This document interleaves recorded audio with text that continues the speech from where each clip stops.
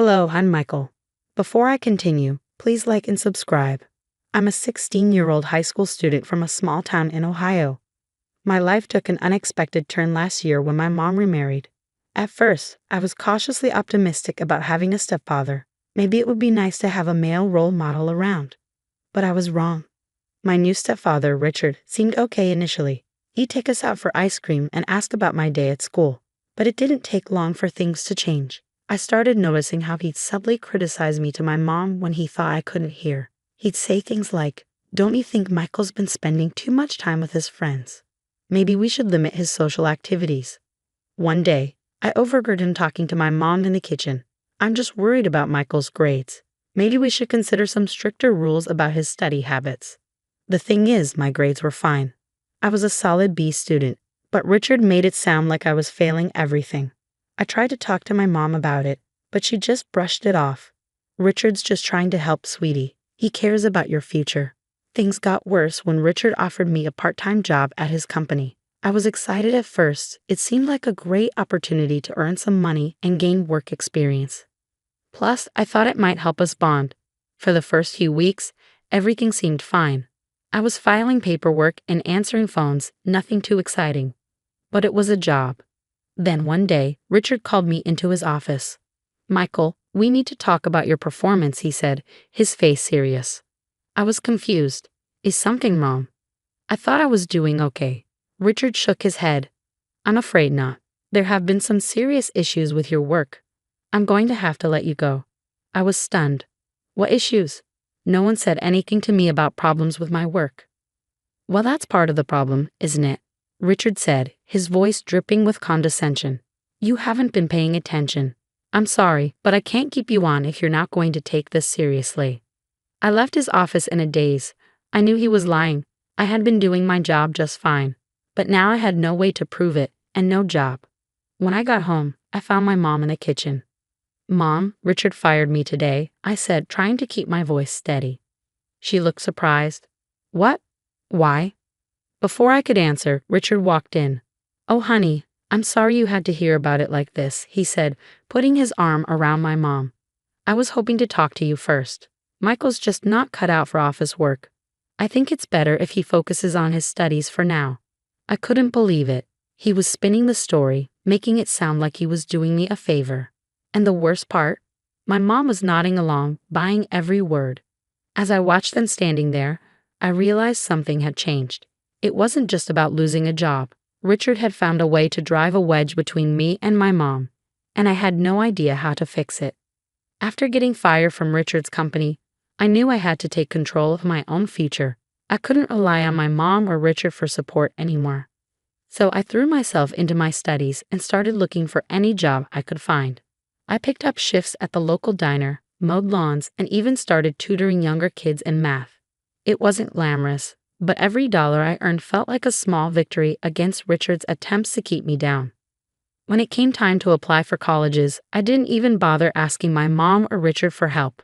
I spent hours in the school library researching scholarships and filling out applications. It paid off when I got accepted to State University with a partial scholarship. The day I told my mom about my acceptance, I hoped she'd be proud. Instead, she just looked worried. "Oh, honey, that's so far away. Are you sure you want to go there?" I could hear Richard's influence in her words. "Mom, it's a great opportunity. I've already figured out how to pay for it." She frowned.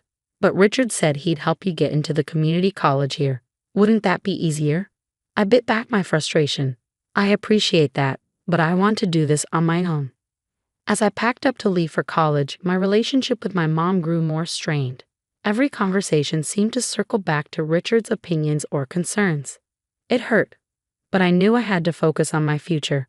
College was tough. I was working 2 part-time jobs while carrying a full course load. There were nights I'd collapse into bed exhausted, wondering if it was all worth it. But then I'd remember Richard's smug face. When Richard fired me, I found the energy to keep going. I didn't go home much during those 4 years. Each visit felt more awkward than the last. My mom would try to bridge the gap, but Richard was always there, a constant reminder of why I'd left. Finally, graduation day arrived. As I put on my cap and gown, I felt a surge of pride. I had done this on my own, despite everything. I scanned the crowd, hoping to see my mom's face. That's when I spotted them, my mom looking uncomfortable and Richard wearing a self-satisfied smirk. After the ceremony, they approached me. "Congratulations, son," Richard said loudly, clapping me on the back. "I always knew you had it in you." I tensed at his touch. "Thanks," I said stiffly. "You know," Richard continued, his voice carrying to those around us, "I think it's time we discuss reimbursement for your tuition. After all, your mother and I have made quite the investment in your future." I stared at him stunned. "What are you talking about? I paid for this myself." Richard laughed as if I had told a joke. Now, let's not be ungrateful. We all know how expensive college is these days." I could see my classmates and their families watching us, confusion and sympathy on their faces. My mom looked mortified. In that moment, I wanted nothing more than to expose Richard for the fraud he was. But I held my tongue. This wasn't the time or place. Instead, I turned to my mom. "Thanks for coming," I said, giving her a quick hug before walking away. As I joined my friends for photos, my mind was already racing. Richard had shown his true colors in front of everyone. Now it was time to plan my next move. I wasn't going to let him get away with this. The day after graduation, I started my investigation. I reached out to former coworkers from Richard's company, people I'd barely known during my brief time there. To my surprise, many were eager to talk. "I couldn't believe it when I heard how he treated you," said Sarah, who'd been the receptionist. "But then again, after what happened to me, maybe I shouldn't be surprised." I leaned forward. "What do you mean? What happened?" Sarah's story was eerily similar to mine. Richard had fired her after she questioned some strange entries in the company's financial records. "He said I was being nosy, that it wasn't my place to ask questions," she explained. As I talked to more ex-employees, a pattern emerged. Richard had a habit of getting rid of anyone who showed too much interest in the company's finances. It was time to dig deeper. I set up a meeting with a lawyer, explaining everything I knew so far. "Look," I said, "I know it's not much to go on, but there's got to be something we can do, right?" The lawyer, a no-nonsense woman named Ms. Chen, listened carefully. "Actually," she said when I finished, "there might be. If we can get access to the company's financial records, we might be able to prove fraudulent activity." "But how?" I asked. "Richard's not just going to hand them over." Ms. Chen smiled. "No, but remember, your mother is his wife. Depending on how he structured the business, she might have legal rights to that information." It was a long shot, but it was something. Over the next few months, I worked tirelessly, gathering statements from former employees and piecing together a timeline of Richard's suspicious activities. One breakthrough came when I reconnected with Tom, the company's former accountant. "I always knew something was off," he confided. "But Richard had a way of making you doubt yourself. When I raised concerns, he'd laugh it off, tell me I was overthinking things." Tom had kept copies of some financial documents just in case. As we pored over them together, the extent of Richard's embezzlement became clear. He'd been siphonning off company funds for years, disguising it as business expenses. Armed with this evidence, I met with Ms. Chen again. "This is good," she said, reviewing the documents. "Really good. I think we have enough to file a lawsuit." I hesitated. "A lawsuit? Is that really necessary?" Ms. Chen looked at me seriously. "Michael, what Richard's done isn't just unethical. It's illegal. He's stolen money, manipulated people, and created a hostile work environment. He needs to be held accountable." I thought about all the people Richard had hurt, about how he'd driven a wedge between me and my mom. I nodded. "Okay, let's do it." As we prepared the lawsuit, I braced myself for the storm that was coming. This wasn't just about me anymore. It was about justice for everyone Richard had wronged. The day we filed the lawsuit, everything changed. Suddenly, Richard's carefully constructed world began to crumble. At first, he tried to brush it off. "It's just a disgruntled ex-employee trying to cause trouble," he told the local paper. As more details emerged, Richard's bravado faded. Former employees stepped forward, sharing their stories, and the media latched onto the case, painting Richard as a small-town tyrant who had abused his power. Each new revelation seemed to dig him deeper into a hole. I watched it all unfold from a distance, feeling a mix of satisfaction and sadness.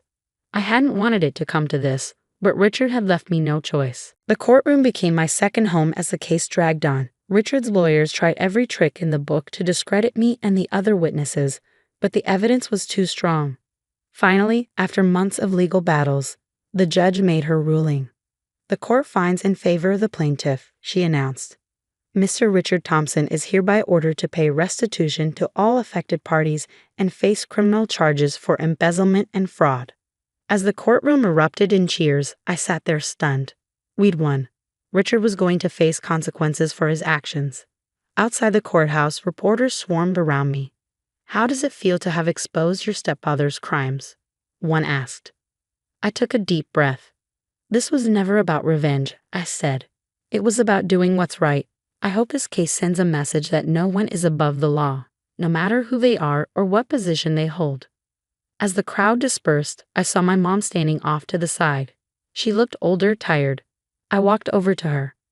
"I'm so sorry, Michael," she said, her voice breaking. "I should have believed you. I should have seen what was happening." I hugged her tightly. "It's okay, Mom. It's over now." In the weeks that followed, I found myself thinking about all the other kids out there who might be in similar situations. That's when the idea hit me. I used some of the settlement money to start a nonprofit organization. We provide legal aid and support to teenagers dealing with difficult family situations. It's not always easy work, but every time we help someone, I feel like we're turning my past struggles into something positive.